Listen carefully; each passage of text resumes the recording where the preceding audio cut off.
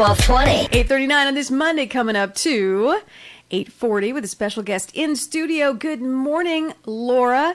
Jardine, you work with the city, and we're going to talk all about illegal dumping. Is that correct? That's right. Okay. Illegal dumping. Sounds not good. It's not good at all. It's not good at all, but you know what? We may be doing this unknowingly. I'm not quite sure we do it maliciously, but I think you need to set some boundaries for us so we know if we're doing the wrong thing. Yep. And also how we can correct that. Yes. Okay, so start with illegal dumping, just in residential areas. What are we doing to create that scenario, the illegal dumping scenario? Sure.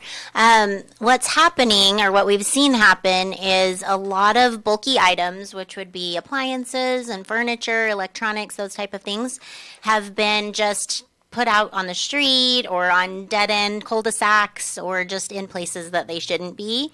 And we saw kind of an alarming trend, so we decided this is something we really needed to focus on to inform people how they can properly dispose of these items. I see a lot of sofas. Yep. A lot of sofas that, that have seen better days. I see them kind of scattered in places that are weird that you wouldn't like. Does someone? I can't imagine us going loading it up in the car and then just, this looks like a good spot. Right. But that happens, huh? It does, and that's what's frustrating is there's ways to dispose of these items for free that obviously makes a lot more sense than just doing what you described.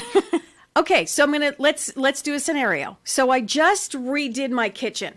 And I have, I've got the old dishwasher, I've got the old oven, assorted little metal things from your kitchen, right? Mm-hmm. What do I do? Okay, so if you're a resident in Santa Clarita and you have active trash service with most likely Waste Management, that's our franchised trash hauler in Santa Clarita, all you have to do is call them in advance and let them know you have these items. You are allowed 4 times per year pickup, 3 items per time. So essentially 12 items a year. Most people don't dispose of that many large items every year. So essentially you should have, enough every single year.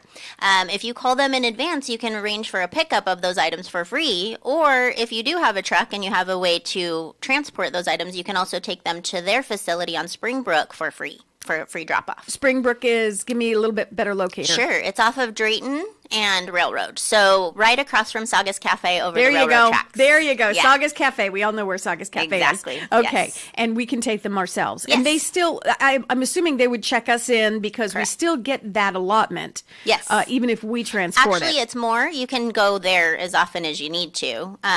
What? Yeah, in excess of the pickup. Yes.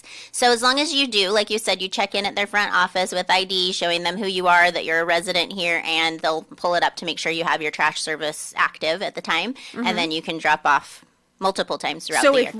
So if we have a truck and we want to drop off, we actually can exceed that 12-piece limit. Yes, exactly. Look at us. Who knew? Yep. So actually, there's no reason we should be doing this. Exactly. Is it laziness? Is it what? I can't even, because it wouldn't even be laziness, because if you put it at the curb, you call the service, tell them, large item pickup. Is that what you say? Large item pickup? Yep, sure. And you arrange a date. It doesn't get easier than that. Exactly. So I think it's what you said in the beginning. Maybe people just don't know that service is available. That's what I'm hoping. I'm hoping it's more that they just didn't know that was available. So unfortunately, we've also kind of created a monster in that we will pick up the items on the street because we don't want it out there because it's blight. So I think a lot of times, too, people will put it out because they're like, it'll disappear. Somebody will pick it up. And that's not efficient for our services. Sure. So it's obviously a lot better if we can make the arrangements and the schedule, or you can drop them off at their facility, like I said. That's just more efficient for everyone, and then we don't see these items sitting for days at a time on the street. What about things like Christmas trees, which are, they are obviously they're not metal. It's not something that's going to stick around for a long time. It will dispose of itself. But how do you guys deal with that? So we do have free Christmas tree pickup every year. So it starts always on December 26th. That's first available day for pickup, and then goes through the second Saturday of January. So those ones you just put out at the curb on your regular trash day, and they'll pick them up for you. We don't even have to make a call. You don't have to call. That's an extra service for free.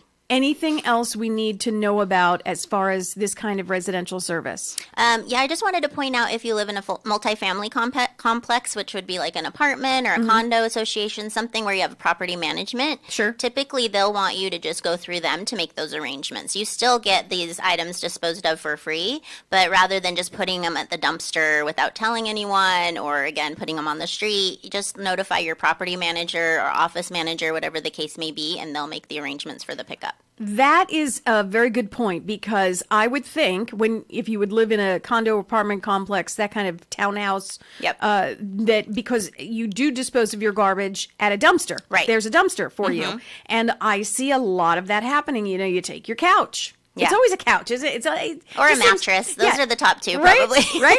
You always see something like that, but you want to make sure the manager knows and can check it off his list and know who's putting what where. Exactly. Always just communication, I think, is the key, right? Yes. And then we can dispose of it.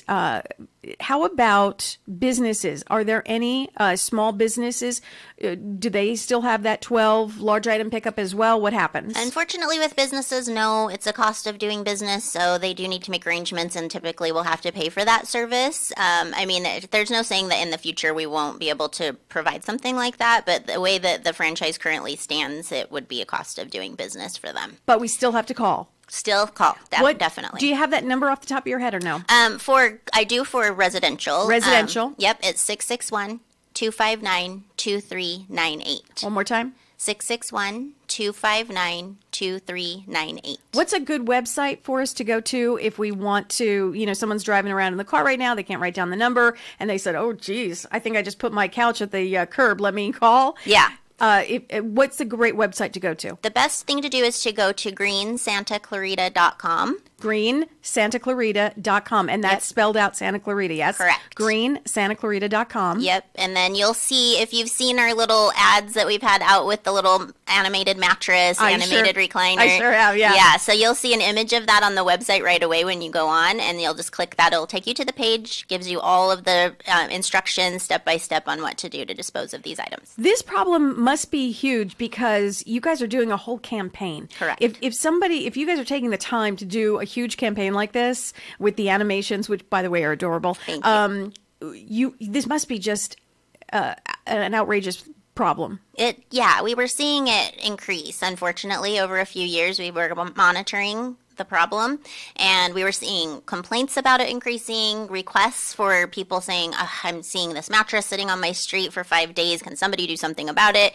Those kind of things were coming in a lot, and so we thought we need to get the word out for sure. We've always had this program for years and years, but we just didn't think that people understood exactly how to dispose of these things properly. Well, I think some of the newer neighborhoods, what I think we're getting into right now is some of the newer neighborhoods are now coming up maybe to that 10-year mark. So things like mattresses, you're going to change out your mattresses, you're going to, redo your kitchen or your bathroom, and you'll have big things now to get rid of. Mm-hmm. We didn't have that situation before. So I think you're going to see an increase every time like a new section of town starts to get to that 10-year mark. We're going to start, getting rid of things and changing things out, and we need to know how. Exactly. So again, website? greensantaclarita.com. Perfect. greensantaclarita.com.